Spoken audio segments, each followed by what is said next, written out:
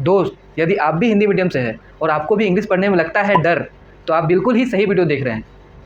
दोस्त, मेरा नाम है सूरज और इस वीडियो में मैं आपको बताऊंगा कि आप इंग्लिश के इंजीनियरिंग टेक्स्ट बुक को कैसे इजीली पढ़ सकते हैं। इसके लिए इस वीडियो में मैं आपको 3 स्टेप बताऊंगा। दोस्त, हमारा जो तीसरा स्टेप है ना दोस्त, बहुत ही इंपॉर्टेंट स्टेप है। अगर आप इसको फॉलो करेंगे तो आप बहुत ही कम समय में इंग्लिश को अच्छे से पढ़ पाएंगे और समझ पाएंगे। और दोस्त, दूसरे स्टेप में मैं आपको बताऊँगा कि हमें इंग्लिश को पढ़ना कैसे है। ठीक है दोस्त, पहले तुम ये समझो, जो इंजीनियरिंग का टेक्स्ट बुक होता है उसका जो उद्देश्य होता है वो तुम्हें इंजीनियरिंग सिखाना होता है, टेक्नोलॉजी सिखाना होता है, ना कि तुम्हें इंग्लिश सिखाना। इसलिए मैक्सिमम जो इंजीनियरिंग का टेक्स्ट बुक होता है उसका इंग्लिश का लैंग्वेज बहुत ही ईजी और सिंपल होता है, जिसे तुम आराम से पढ़ के समझ सकते हो। तो दोस्त, हमारा पहला स्टेप ये रहेगा कि तुम अपने दिमाग में ये बात डालो कि जो इंजीनियरिंग टेक्स्ट बुक का जो इंग्लिश का लैंग्वेज है वो बहुत ही सिंपल है, बहुत ही सरल है, तुम उसको समझ सकते हो। ठीक है, और तुम ये बात बार बार अपने दिमाग में सोचो। ऐसा करने से ये होगा दोस्त कि तुम्हारा सबकॉन्शियस माइंड में ये बात फीड हो जाएगा कि इंग्लिश लैंग्वेज ईजी है, तो तुम इस इंग्लिश बुक को पढ़ने के लिए तुम कुछ कदम उठा पाओगे। ठीक है, हमारा फर्स्ट स्टेप है दोस्त कि हमें बार बार सोचना है कि इंग्लिश लैंग्वेज बहुत ही ईजी है। दोस्त, टेक्स्ट बुक का मतलब होता है कि ऐसा बुक जो तुम्हारे नॉलेज में वृद्धि करता है या फिर तुम्हें कुछ नया स्किल सिखाता है, ऐसे बुक को हम लोग टेक्स्ट बुक कहते हैं। तो दोस्त, पहले स्टेप समझने के बाद अब हम चलते हैं अपने दूसरे स्टेप की ओर। दोस्त, दूसरा स्टेप में मैं तुम्हें बताऊंगा कि जो इंजीनियरिंग का जो बुक है उसे सिंपल तरीके से पढ़ना कैसे है। ठीक है, इसके लिए सबसे पहले तुम्हें अपने रेक से इंग्लिश का जो इंजीनियरिंग बुक है उसे निकालना होगा। जिस भी सब्जेक्ट का तुम चाहते हो उसे निकाल लो और जो भी सब्जेक्ट तुम पढ़ना चाहते हो, ठीक है, उसको खोल लो।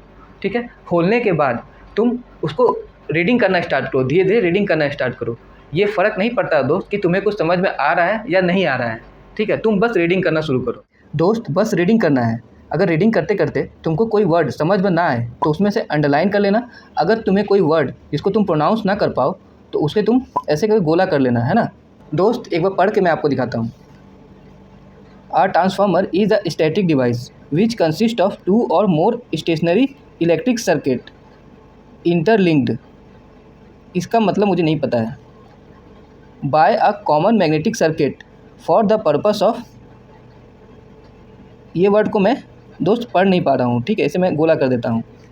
ठीक है, electrical energy between them, the transfer of energy from one circuit to another take place without a change in frequency. ठीक है दोस्त, इस पैराग्राफ में दोस्त मैं एक वर्ड का मीनिंग नहीं जानता था और एक वर्ड का मैं प्रोनाउंस नहीं कर पा रहा था और उसका मीनिंग भी नहीं जानता था। तो सबसे पहले मैं इसमें 1 नंबर ऐसे लिख देता हूँ और इसमें 2 नंबर लिख देता हूँ। ठीक है, इसके बाद मैं जो किताब का जो छत है वहाँ से 1 नंबर लिखता हूँ और फिर गूगल में सर्च करता हूँ कि इंटरलिंक्ड का मतलब क्या होता है। ठीक है, इंटरलिंक का मतलब दोस्त आपस में जुड़े हुए होता है, तो मैं लिख देता हूँ जुड़े हुए। और दूसरा जो वर्ड है ना उसे तुम्हें गूगल में लिख के सर्च करना है। जब तुम सर्च करोगे तो उसका मीनिंग भी तुम्हें दिख जाएगा और साथ ही साथ उसके बगल में एक स्पीकर का छोटा सा आइकन आएगा। जब तुम उसे टच करोगे तो वो उसे कैसे स्पेल करना है वो भी तुम्हें बताएगा। तो हमारा जो ये वाला 2 नंबर का जो वर्ड है उसे हम लोग ट्रांसफरिंग कहते हैं। तो इसे हिंदी में हमें लिखना है ट्रांसफरिंग, ताकि हम अगली बार पढ़े तो इसका प्रोनाउंसिएशन हमें याद रहे। और इसका मतलब होता है स्थानांतरण। दोस्त, इसी तरह यदि हमें कोई वर्ड का मतलब नहीं समझ में आता है या उसे हम लोग बोल नहीं पाते हैं तो उसे नंबर देके इसी तरह हम लोग बुक के छत पे लिख देंगे। ठीक है, और फिर से एक बार इस पेज को हम लोग पढ़ेंगे। ठीक है, अब इस बार हम लोग पढ़ेंगे, पूरा मीनिंग के साथ पढ़ेंगे और इस पेज को पूरा समझने का कोशिश करेंगे। इसके अगले दिन दोस्त हम लोग अगला पेज पढ़ेंगे और इसके बाद वाला दिन दोस्त इसके बाद वाला पेज पढ़ेंगे। ऐसा हमें 21 दिन तक रेगुलर कंटिन्यूटी के साथ पढ़ना है। दोस्त, ध्यान रहे कि आपको एक दिन में सिर्फ एक ही पेज पढ़ना है और ये आपको 21 दिन तक लगातार करना है। अगर आप ज़्यादा पढ़ना चाहते हैं दोस्त तो 15 दिन बाद आप 2 पेज पढ़ सकते हैं। ठीक है, लेकिन आपको लगातार इसे 21 दिन तक पढ़ना है। देखो दोस्त, मैं ऐसा इसलिए बोल रहा हूँ क्योंकि जो बुक्स होते हैं ना इंजीनियरिंग के बुक्स, उसमें कुछ कॉमन वर्ड्स होते हैं और कुछ कॉमन सेंटेंस होते हैं। जैसे जैसे तुम पढ़ते जाओगे इन कॉमन वर्ड्स और कॉमन सेंटेंस को तुम जानते जाओगे और समय के साथ तुम इंग्लिश को और बेहतर तरीके से पढ़ और समझने लगोगे। ठीक है दोस्त, अब हम बात करते हैं अपने तीसरे स्टेप की। दोस्त, अपने एक्शन को ट्रैक करने के लिए आप एक ऐसा चार्ट बना लीजिए, है ना, और इसे वहाँ लगा लीजिए जहाँ आपकी नज़र बार बार जाती है। जैसे स्टडी टेबल के पास लगा लीजिए या फिर अपने बेड के पास लगा लीजिए, है ना। आपको मैं चार्ट दिखाता हूँ। दोस्त, आपके सामने एक चार्ट है जिससे आप अपने एक्शन को ट्रैक कर सकते हैं। आप देख सकते हैं इसमें 1 से लेके 30 तक गिनती लिखा हुआ है। और जो ये 1 नंबर है वो डे 1 को दिखाता है, और जो 2 नंबर है वो डे 2 को दिखाता है, 3 उसी तरह डे 3 को दिखाता है। ठीक है। जैसे जब आप पढ़ना अपना स्टार्ट करेंगे तो पहला दिन अगर आप एक पेज पढ़ लेते हैं अपने टेक्स्ट बुक का तो इसके सामने ऐसे टिक लगा देंगे। उसी तरह अगर आप दूसरे दिन पढ़ लेते हैं तो इसके सामने एक टिक लगा देंगे। उसी तरह अगर आप तीसरे दिन भी पढ़ लेते हैं तो उसके सामने एक टिक लगाते हैं। पर किसी कारणवश आप चौथे दिन नहीं पढ़ पाते हैं तो यहाँ क्रॉस कर लेना है।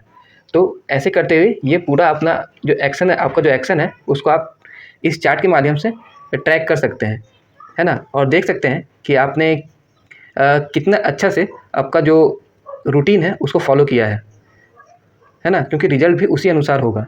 यदि आप 21 दिन हर दिन एक पेज पढ़ लेते हैं ना दोस्त, तो यकीन मानिए 22वें दिन आप एक अच्छे रीडर हो जाएंगे, अच्छे से बुक पढ़ पाएंगे। ठीक है दोस्त, इस चार्ट को मैंने अपने बेड के सामने लगा रखा है ताकि मैं देख पाऊँ और अपने एक्शन को ट्रैक कर पाऊँ। ठीक है। और दोस्त, कुछ मैंने मोटिवेशन के लिए कुछ बातें लिख के रखी हैं, ऐसा आप भी कर सकते हैं। देखो दोस्त, सिर्फ बुक रीडिंग करने से तुम्हारा सिलेक्शन नहीं होगा। सिलेक्शन के लिए तुम्हें बुक रीडिंग के साथ साथ एक अच्छा नोट्स भी बनाना होगा, क्योंकि सफल होने में एक अच्छा नोट्स जो है ना बहुत महत्वपूर्ण भूमिका निभाता है। तब दोस्त, अब ये सवाल उठता है कि आप अच्छा नोट्स कैसे बनाएंगे।